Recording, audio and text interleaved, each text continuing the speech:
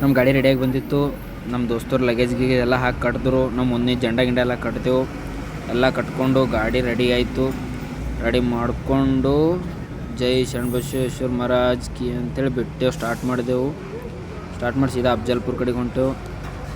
ಇಲ್ಲ ಅಫ್ಜಲ್ಪುರ್ಗೆ ಬಂದು ಅಫ್ಜಲ್ಪುರದಾಗ ರೊಟ್ಟಿ, ನೀರಿನ ಕ್ಯಾನ, ವಾಟರ್ ಬಾಟಲ್ ಎಲ್ಲ ತೊಗೊಂಡು ಹಾಕ್ಕೊಂಡು ಸೀದಾ ಸೋಲಾಪುರ್ಗೆ ಬಿಟ್ಟೆವು ಗಾಡಿ. ಸೋಲಾಪುರ್ಗೆ ಹೋಗುತ್ತೆ ಹಾಗೆ ಹೊಂಟಿದ್ದೆವು. ಸ್ವಲ್ಪ ರಾತ್ರಿ ಆಯಿತು.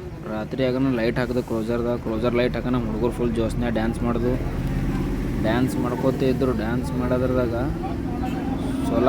ಸೋಲಾಪುರ ಯಾವಾಗ ಬಂದೈತೆ ಗೊತ್ತಾಗಲಿಲ್ಲ. ಸೋಲಾಪುರ ಬಂತು. ಸೋಲಾಪುರದಾಗ ಎಲ್ಲ ಮಾಡೊಂದು ಕಡೆ ಸೈಡಿಗೆ ಊಟ ಮಾಡಿದೆವು. ಮಾಡಿ ಹೊಂಟೆವು.